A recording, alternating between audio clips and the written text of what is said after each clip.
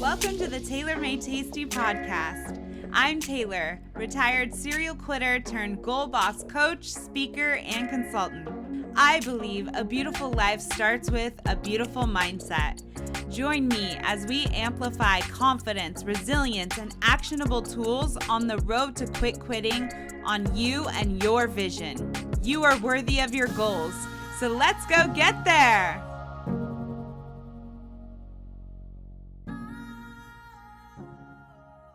Hey y'all, welcome back to another episode of Taylor Made Tasty, the podcast.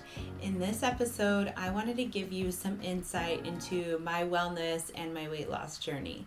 I won't be editing this episode. I'm just going to keep it conversational, well, one way, conversational, and give you the real deal as I always do.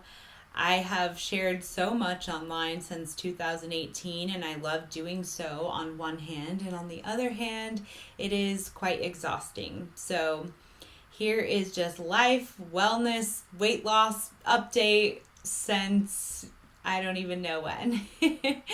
But before we get into the current story, I did want to give some backstory that has led me to today, some of which are stories I have never told.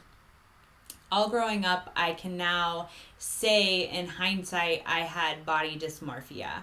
Specifically, that I remember starting in 6th grade. I would compare myself to my best friends, thinking I was so much bigger that this was really the era of like all things skater girl in my private Christian school. And granted, we did have to wear uniforms, but during class trips or outside of school, I was constantly comparing my body in my cool skater, like Etnie Hurley, those kind of clothes to my friends. And that continued to happen all through junior high. The one thing that was fixated on my body was my boobs. I had bigger boobs than most girls my age, and it was something I was teased about, not bullied for. Definitely, I wasn't bullied. I never took it as bullying, at least, because I was just happy that they were focusing on something other than the rest of my body, is kind of how I viewed it back then. I played basketball and volleyball in junior high, but I struggled through every single Monday mile. That part I have talked about before. And during the athletic testing or those challenges that they do, I could never do a pull-up. And they made you do this thing where your legs were stretched open and you had to like push your body over a ruler, like lean forward over a ruler between your legs to see how far you could stretch. Like, what the hell was that for? All of which played into me feeling that I was bigger than everyone. It wouldn't be until years later after college I started looking at old photographs, and I remember being on my 8th grade Washington, D.C. trip, and a friend and I had bought matching shirts when we visited Harvard as a side trip to the main Washington, D.C. trip. I specifically remember taking that photo so vividly in my mind still today, and how I was so concerned of how I would look next to her. So when I found this picture, I looked at us side by side, and I am the same damn size. Same size. And that is when I knew my body dysmorphia was so real in junior high, and eventually became a self-fulfilling prophecy. I thought I was bigger than everyone around me, and eventually that became my truth. I was in private school my whole life until high school. From junior high to high school, only a handful of people I knew went into my high school. So it was a very big shock. I went from wearing uniforms to almost instantly wearing what would be described as goth or punk, just like all black everything and patches and chains, and I'll have to dig up some of those pictures, put them on Instagram. But that made it easy for me to be covered up all day. And it was almost as if I was living this double life, because very early on, my freshman year, I was recruited, and I was recruited because I had never even heard of the sport water polo, but I was recruited to play water polo my freshman year, and as you might imagine, that requires you being in a bathing suit in front of crowds. So very different than being covered up all day. High school was the first time that I joined Weight Watchers, and that was when WW had books to tell you the points of things at the grocery store and books to tell you the points of certain fast food or restaurants, and in the heyday of Applebee's having the points on the menu. I don't even know if they do that anymore. And there were calculators to help you figure out points and little paper slider tools that you lined up calories or something that told you the points. My mom and I were both into Weight Watchers, which made it easy to be successful at home because she was also doing it. And I remember getting down to a milestone number for me and overhearing a girl at school that I looked up to saying, I wasn't talking to her, she was sort of behind me, saying Taylor looked so good, and I felt validated in my hard work in that moment. I started to dress a little bit differently, and I wasn't always in a sweatshirt and jeans, but as it always had in the past for me, it faded. I stopped going to meetings, I stopped tracking, and when I was in the height of my success with weight loss for the very first time, that truly was part of the reason for that in high school. Was that I was at school at 5 a.m. until 0 period practicing for water polo. So let's say from 5 to 7, and then going through my school day, working out for another 2 hours after school, swimming, drills, scrimmaging, some days weights and running. And all of that working out will definitely help you on the weight loss front. But when it's gone, at my young age, it was hard for me to understand that shift once I quit playing.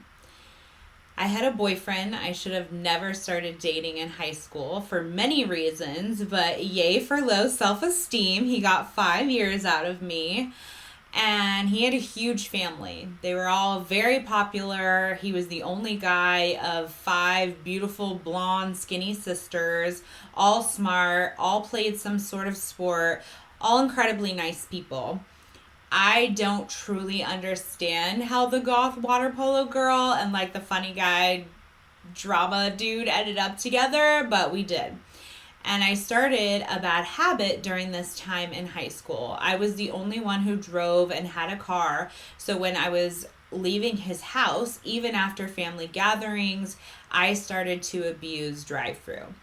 They would cook really healthy, nice things like salmon and brown rice, but I was so self-conscious in the moment that when people were around, I would take the smallest portion possible.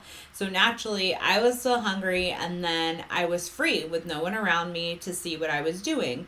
You name pretty much any fast food, and it was perfectly placed between my then boyfriend's house and mine. And that became my routine when I left his house a few times a week. My junior year of high school, I remember like it was yesterday, one of my best friends and I were in her bedroom and started talking about our weight, which turned into us, because, you know, we're girls and we can't just say it to each other, or we're girls and we didn't realize back in the day that who fucking cares? But this turned into a game of us writing our weight on pieces of paper and handing it to each other to open at the same time. I slowly opened the piece of paper in my hand with my friend's weight, and it revealed the number 200. And I let out this huge sigh, this huge like breath of release, because the paper she was holding was the exact same number. We were both weighing 200 pounds in our junior year of high school.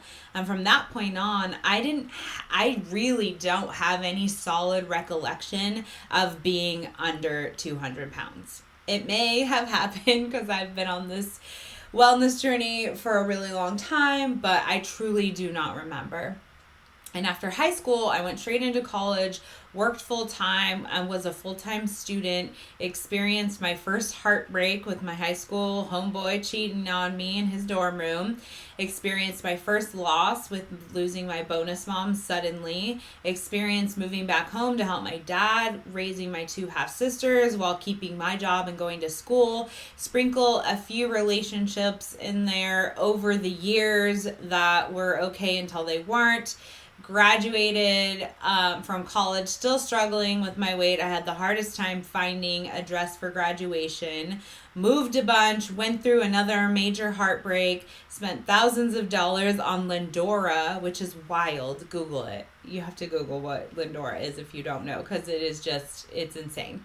Had multiple careers and moves all over Los Angeles. Fast forward to my heaviest weight of 305 pounds. I was in a relationship that was centered around food and very limited activity. I was miserable.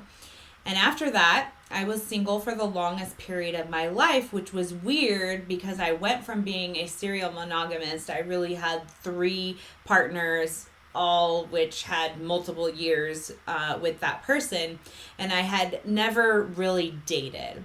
And I was starting to find my motivation and discipline. I was hiking and I loved being adventurous and outdoors and just really down for anything.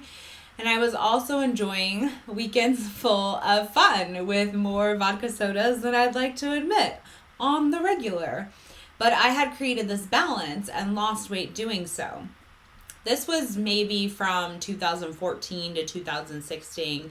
And I will say that I was loosely, very loosely doing Herbalife at the time.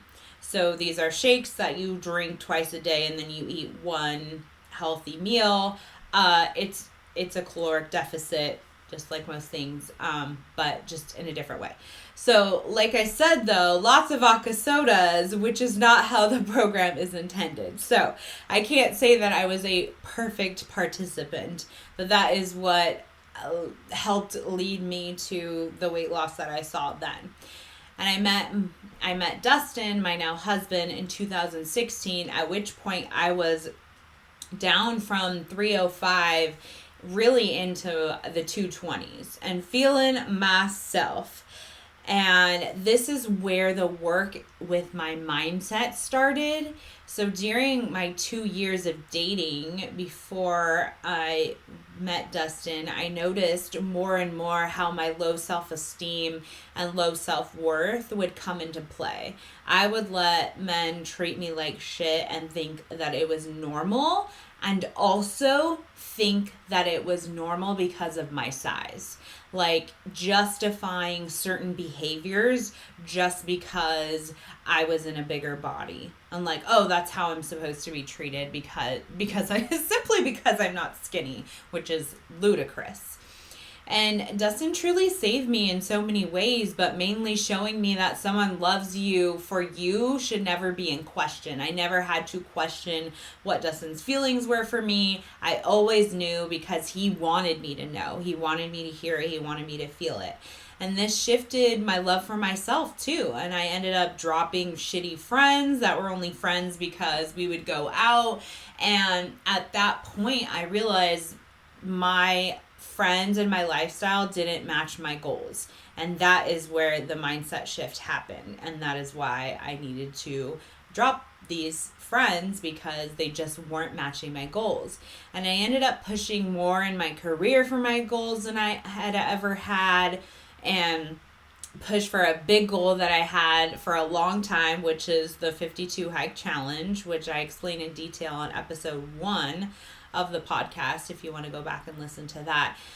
But while I was slaying this physical goal of 52 hikes, I was also gaining my love weight. I was in my love weight stage. And during the calendar year of hiking 52 times with really over 3,000 miles, 300 miles, not 3,000. My goodness, calm down.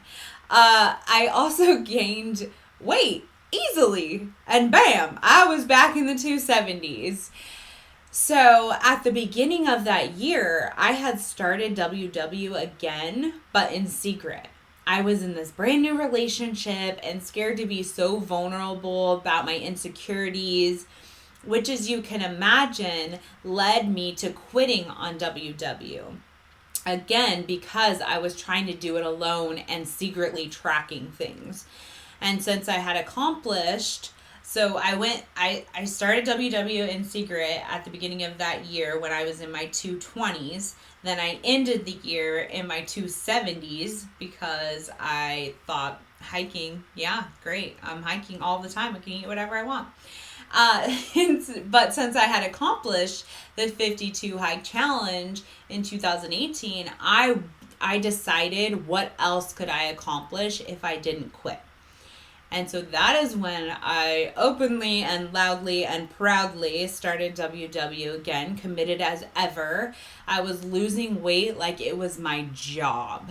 I don't remember the exact math, but it's something like 40 plus weeks out of the 52 in that year, I saw a loss on the scale. Losing weight like it was my job. I lost weight through losing Dustin's mom and all the incredible grief that goes around that when your partner loses a parent. Lost weight through leaving my perfect small single life home and moving in with Dustin, losing weight through becoming a bonus mama who is now responsible for actually driving this little girl to and from school and activities and doing homework after school. Lost weight through becoming a caretaker for Dustin's 95-year-old grandfather with stage 4 lung cancer in our home, who was given 6 weeks to live and lived for 15 months. Lost 70 pounds until I heard the famous words, "You can't lose any more weight." So let me back up a little bit. Dustin and I got engaged in January of 2020, right before the shit storm started, like literally days before the pandemic. My friends and family were able to go dress shopping with me. It was a magical experience. I was feeling so good. And Dustin and I went back and forth between canceling the wedding or eloping, and ultimately decided on eloping. So freaking thankful we did. 10 out of 10. Recommend to anyone and everyone. Because Dustin's one and only wish was that we did not postpone into 2021. He wanted to be married, and he wanted to be married soon. And so my dress was set to be done in August, and I go to my first fitting, and I had lost 7 inches in my waist from March to August. And that is when my seamstress said the words that triggered me into the next stage of my wellness story of, "You can't lose any more weight." The intricacies of my dress was such that it could only be taken in so much before part of the back started to overlap, and it just wouldn't be efficient for the dress. And that moment shifted my mindset into 180-degree difference of tracking and nourishing my body. I could eat. I was given permission. Like, you have permission to eat whatever you want because you can't lose any more weight. And I remember even directly after leaving the bridal shop, my mom and I went to lunch, and I ordered something very different than what I would normally. And my weight loss intention had my cage, if you will, this protection that I had around my wellness, had almost been up for 3 years. And it was like someone gave me permission. They opened my cage and let me out. And from August to my wedding date, I do not know the number, but I can tell you that I was terrified the day of my wedding that my dress wasn't going to fit. The photographer was in the room, and my mom was there zipping me up, and I was just praying that it went up all the way. And it did.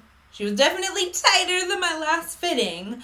But this shift wasn't necessarily me going on some sort of crazy binge fast or anything like, by any means, anything like that. But I had been so relaxed on my wellness to date, and this season was definitely different because in years prior, like I said, almost 3 years, I was not relaxed. So this looks like less tracking and more indulging. Fast forward to the honeymoon where we camped a bunch, so we cooked a lot of the time, but definitely more alcohol and no tracking, which, like, obviously it's your honeymoon. Don't track if you don't want to. But also, through the entire pandemic to this point, I was focused on us enjoying being engaged and planning a wedding and then having to cancel everything and then having to plan the elopement and then the honeymoon from pretty much March to October. And that once we were back from our honeymoon, it's almost as if the true sadness of the world was in the forefront of my life, and like I was able to understand it more, and I was just now getting to coping on that level that everybody had done for the months previous. The homeschooling, the fear, the concern about what his future would look like, it was overwhelming, and so continued into the lack of interest in my wellness for about a year, from late 2020 to mid to late 2021. I gained 50 pounds back.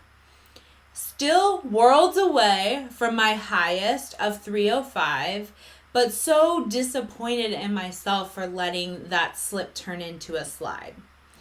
Throughout my journey, I've always been very active, so it wasn't easy for me to tell that I was gaining weight, but then my clothes started to feel it. And when I started needing to buy new clothes, that was my biggest sign. I had donated all of my other clothes, my bigger sizes, and now I was buying sizes that I had donated. In spring of 2021, I reined it in a bit and I started getting back to myself and my wellness goals. And then we decided to plan a move out of state. And this took so much planning, energy, and time while running a business, taking care of my family, bonus daughter, and working full time. I believe we can have as many goals as we want, but there will be seasons where goals matter more and you have the capacity to put more effort into a certain goal. My wellness was no longer my main goal, and it hadn't been for about a year. Now this move was rising to the top of the list and truly knocked my wellness back on the list again. We arrived in Texas in August of 2021, and I was instantly miserable because it was hot. I was not prepared with clothing for my bigger body to be comfortable in this type of heat, and I told myself I can't do this for another summer. I have to get back to where I feel comfortable. For me, it's not a number, it's not a goal weight, it's not a size, it's a feeling. A feeling when I wake up with energy, a feeling when I get dressed, I don't feel overwhelmed, a feeling when I make choices that fuel my body. I had lost those feelings and therefore felt like I was losing myself. In the few years prior, so many things rose to the top of my goal list, with the wedding shower, planning the wedding, the elopement, the out-of-state move, that I wasn't on the priority list. And that is what I needed to work back to. And I was still slaying so many other goals that my mindset was in a positive place. I also wrestle with saying fuck it and just owning that I am in this body and I still slay my goals and I still get shit done and I'm still active and I'm still a healthy person. So why should I let society tell me to look a certain way or you have to be a certain way to hit certain goals? So we move in August and get somewhat acclimated. And in November, I decided, secretly at first, that I wanted to run a marathon. Like I said, I hate that society tells me I have to look a certain way to hit certain goals. And running a marathon as a plus-size woman was going to be my quote unquote watch me do it moment. Watch me. The world will tell me that I can't do this because of the body that I'm in. Watch me. And I want to show other bigger bodied people how boundless they are, and what better way to show it than to live it. And you can hear more about the running journey that I started in episodes 3 and 4 of the podcast. So you can go back and listen to those. I'll be honest, I did think to myself that running would be a nice kickstart of cardio into getting back to my weight loss. How wrong I was. How so wrong I was. Woo-wee. I started running in November of 2021, and it is now June 2022, and I have lost, ready? Let's do a little drum roll here. 6.6 pounds. I'm pretty sure in my first month of WW in 2018, I lost the same amount, and we were talking about 6 months. So I'm truly learning so much about nutrition when it comes to running and the hunger. Oh my gosh, there's so much hunger when you run. And on my longer runs, I will actually have hunger pains happening because you are just like burning and burning and burning calories. It's crazy. But learning how to fuel my body before running, after running, during running, you're also taking in more carbs. These gels and salt sticks and chews and all these things that you're taking in when you're doing these longer runs, they're high in sodium, so you can hold on to your water, especially in my climate while I'm running, to help me avoid sweating all my hydration out. There's just so much, and I'm still learning even after this long, but truly the ultimate goal here is not weight loss. The ultimate goal is to complete the damn race. And however, I understand the less weight that I have to carry all 26 miles, the better. So that is why there is a weight loss goal behind this. But that really just brings me to the present of my weight loss update. And my initial plan for this year, for the entire year of 2022, was to do WW and see where I could get. That was quickly thrown out because the marathon training, runner's diet, and WW do not mix, in my opinion. And I would hit my point sometimes by lunch and feel so defeated.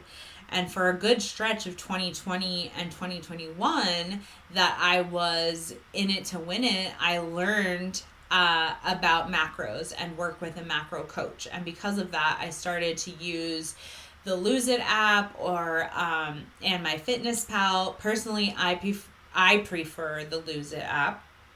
And the reason this is necessary for me on my current running journey is because I need to see how many grams of protein I'm having. I need to see how many grams of carbs I'm consuming. And I stand by WW working until it doesn't. And I work with a lot of clients where I feel positive that I can say that WW works until it doesn't. And I think at some point for many people, WW can be very difficult to maintain. But initially, I would recommend you, because you truly learn so much, and you learn to eat for you, and you learn to be in that deficit.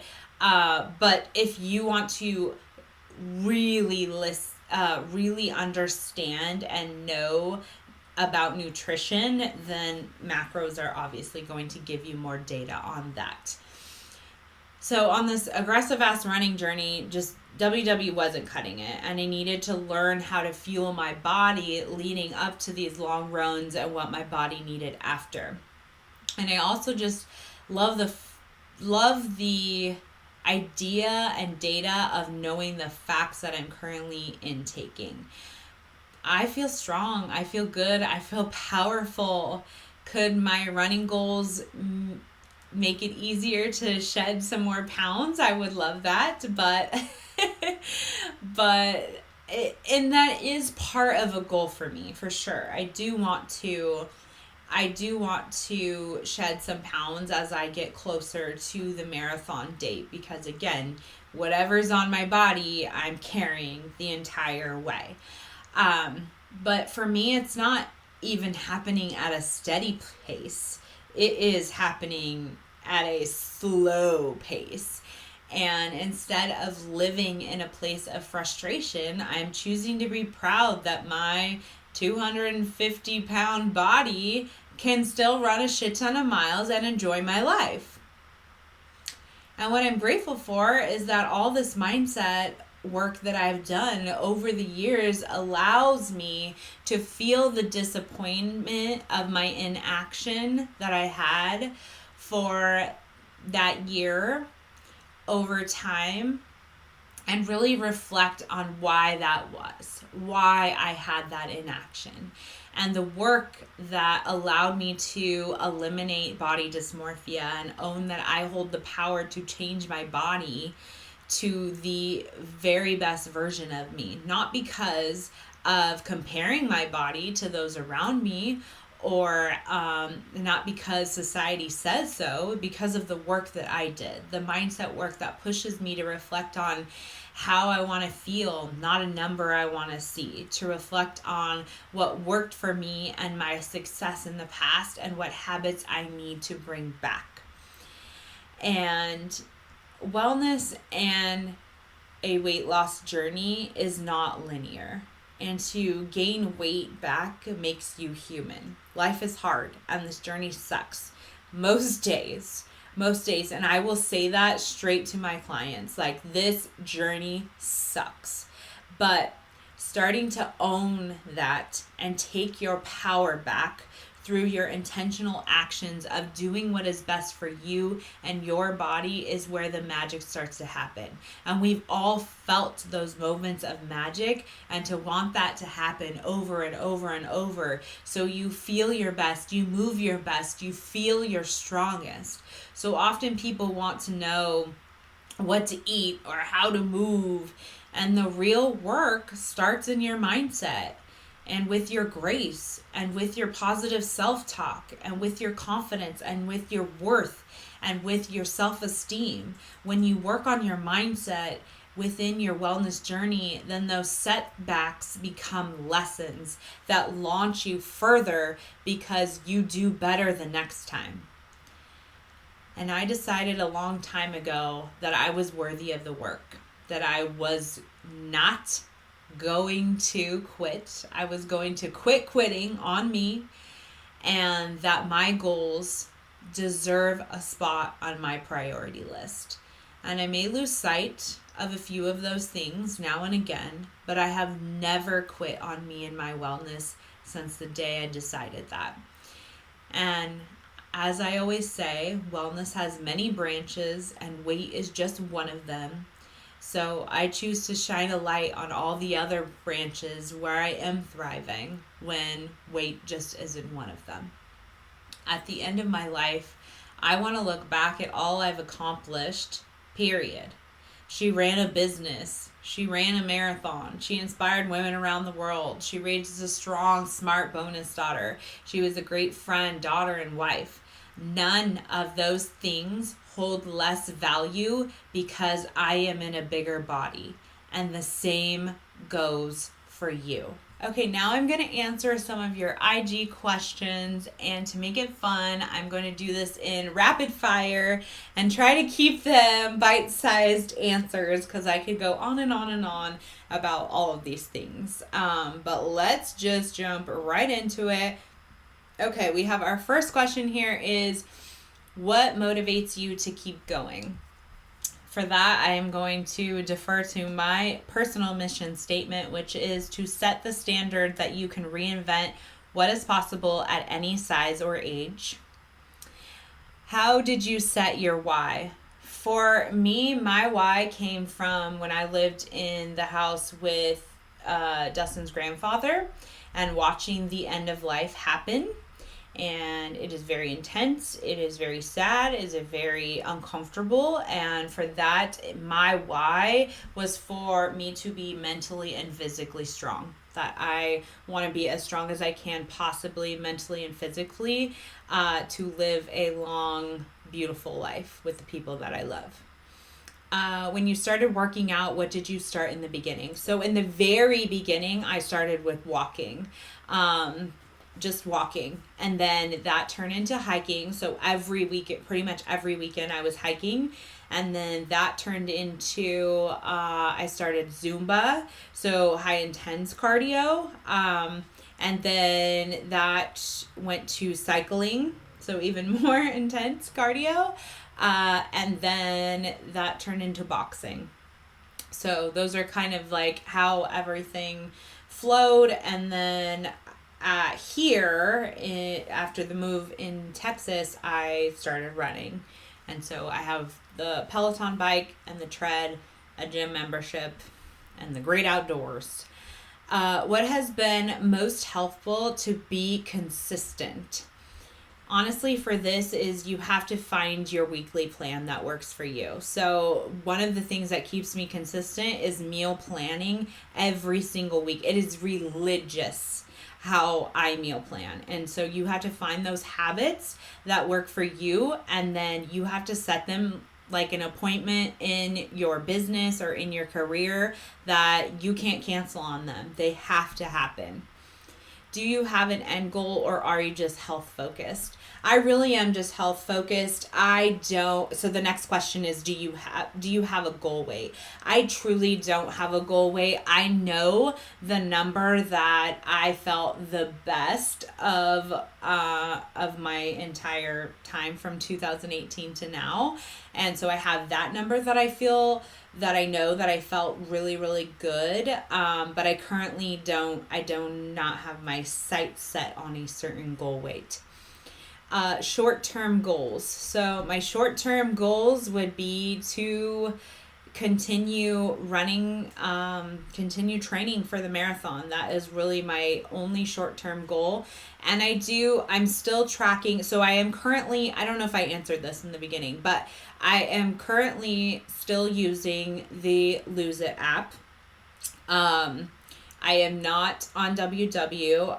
Do sometimes double track just to kind of see, and it's so off. It's just so very off. And so my short-term goals are to lose weight in a very healthy and sustainable way so that I am still nourishing my body while I am running aggressively, while also training, because again, like we talked about, the less weight you gotta carry all 26 miles, the better. But also the other side of that is, yes, the less weight that I'm carrying, but also getting my muscles stronger to carry that weight, should I not lose any more weight. Long-term goals, I don't know anything beyond this year right now, honestly. Long-term as far as family goes and life versus the actual wellness journey would be for Dustin and I are planning our dream home, our ranch, our farm, but that's a long time from now, so maybe our starter home first. Habits changed when moving. Yes, all it says is habits change with moving, ? So I'm just going to assume that that's a yes or no question. Yes, my habits did change when I was moving. It was really hard to get back into the groove. And honestly, the first 3 months, Dustin and I really agree on this, the first 3 months were just a whirlwind. We had the worst move ever, and then we had Peyton here, and then we had to take her back, and then there was all the real, like, true sadness that came in because she was no longer here with us, and there was just a lot to it. So habits definitely change when moving, but now it's a very positive thing. So I feel very good about being here, and I have taken many different things. under my control that I've kind of let slip by the wayside, if you will, about my wellness. Like I said, it has many branches. So, like my teeth, for example, I'm very happy with going to the dentist and getting all of that taken care of. Habits post marathon, question mark. I am a little worried about this, actually. I'm not sure what the next big goal is going to look like after a marathon. And so my habits that I would love to happen post marathon is that I am still running. And that's still happening. And I would love for that to have just become part of my lifestyle. So I don't necessarily think that I'll be running long ass distances forever and ever and ever, but maybe some half marathons sprinkled here and there. Marathon training update, question mark. The update is this week that you'll be listening to this. If it is with the week that it was posted, I am running 14 miles. So my training is such that when you are up against a race, you train to go past that race number. So a half marathon is 13.2. So my training has me going 14 miles to go past it, to show yourself, prove to yourself, get that confidence that you can actually achieve this goal, because now you have gone past it. So you know that it is possible when you are in it to win it on race day. So half marathon in the middle of June, and then the full marathon is still scheduled for November. There are 2 possible marathons that could be running. That has not been decided yet, but that's exciting. So we'll figure out exactly which marathon it'll be. It'll definitely be in California, which I'm very interested in the difference of running in California versus Texas, because I have only ever trained here. So I ran one time on a trip that we took in February, I believe, in California, but I'm excited to see the difference. How do you fit in drinks to your wellness plan? Honestly, when you are counting macros versus WW, I hate to say this, but it is so much easier to do so. And all I do is, for me, I choose vodka and any sort of free mixer, honestly. So your alcohol and any sort of free or 0 calorie free, 0 calorie or 0 point mixer. So sparkling water with some sort of a Mio in it, or the sparkling water could be flavored, or even just lime. Also seltzers that almost all of them have some sort of either low sugar or no sugar, and they're all around that 100 calorie mark. I'm also probably shouldn't say this, but I am a big proponent of just taking a few shots of vodka and then just sorting it out later, just sipping your other drink later, whether it has vodka or alcohol in it or not. But that is your lowest calorie way to get a buzz going. You heard it here first. What advice do you have for eating out? I love eating out. I love the atmosphere. I love the experience. I just love being out and about. And so this is a big one for me. I have just created rules around it, honestly. So on the weekend, for example, from Friday to Sunday, there are 7. Let's say you have 1 meal Friday night, and then Saturday 3 meals, Sunday 3 meals. There's 7 possible times to eat out, if you will. So we have the rule that we can go out twice on the weekend, and that's from a budget standpoint, but also from just a caloric standpoint and what you're intaking. On days that I have long runs, I don't track it all, and I don't care what I eat. I'm like, I just burned almost most of them are over 2,000. This last one was 2,700, and this weekend will probably be close to 3,000 calories in that running time. So Yeah, I just kind of I nourish my body afterwards with what I know that I need following a long run, but after that I'm like, let's just enjoy. I have my burger, my ice cream, whatever. But as far as eating out goes, it's creating that balance. So it's what do you want to have when you go to sit down? Do you want the burger? Do you want the mac and cheese? Do you want the fried chicken sandwich? Like, what do you want when you're actually there? And then balancing your sides around it. So if I'm having let's say I have fish tacos, I already know that there's rice on the plate and I'm going to have some chips, then I will ask for grilled fish tacos instead of the breaded ones.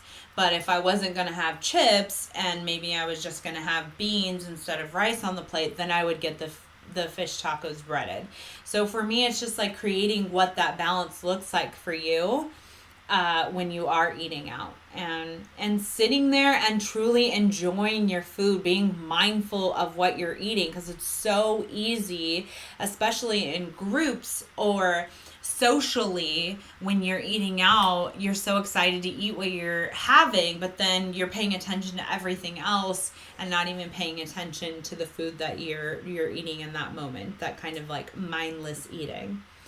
Next question. Are you still doing WW?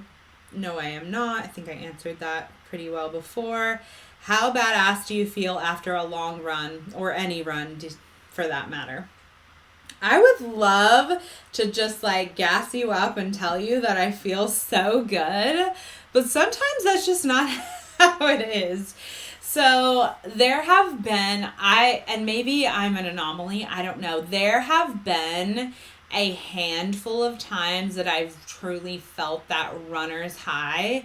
But for me, and I know it has to do with like my body and the strength that I have and the weight that I am, every run is hard. It is hard for me to get through. There's very few times that I feel in my stride, if you will. And so it will take me a little bit to feel that badass feeling of like, wow, I just did that. I can't believe that I did that. And sometimes it takes me a week or two to really look back and see what I've done and how far I've come, and looking at the data from when I first started to now. And I do feel badass. I do feel cool that this is the journey that I have decided to take, and that I've committed to it, and that I've had discipline week after week. But it's also just like, man, is this ever going to get easier? How do you rein it in when everything is out of control, mental, physical, emotional? You have to create your list of things that make you feel back to you. It's so hard when things are out of control and life is out of control and you're feeling mentally down and your body is just like low energy and you are emotional about different things. It's so hard when you're in the thick of it, but you have to know, one, it's a season. It's not always going to be this way. And two, you have to have your list of things that take you back to you. Whether that is you getting out and doing some activity, whether that's you calling a best friend and just being able to bitch about it and feeling that release, or therapy, or having a coach. Like, you have to decide what it is that makes you feel that you can bring yourself back to the, like I talked about, the priority list. Bring yourself back to the priority list. And that can feel like your job is out of sorts, or the people in your life, or you need to create boundaries, or you haven't had the motivation to do anything physical that's good for your body, but you know where it starts. You know where it starts. And that could be, it could be your current job. It could be the way somebody's treating you. It could be the way that you're letting somebody treat you. It could be the way that you're eating. It could be the way that you're drinking. Like, you know where it starts, and you have to get real and raw with yourself about the part that you are playing in it. Yes, life can be out of control. Yes, there can be a lot of out of your hands, but you have to decide what part you can control and take control of that and get back to you. How do you stay positive on your wellness journey? Honestly, like I said earlier in this, this sucks. This sucks. But guess what? It sucks for everybody that's on it. You are not alone in that. And I think that there's beauty in that, to like bring that baseline feeling in that, yes, this sucks, because not only do we have to think about our normal day-to-day, everything that's happening with our job and the people in our life and getting our kids ready, or there's this and that, or maybe you don't have kids, you don't want kids, whatever. Like, life is messy.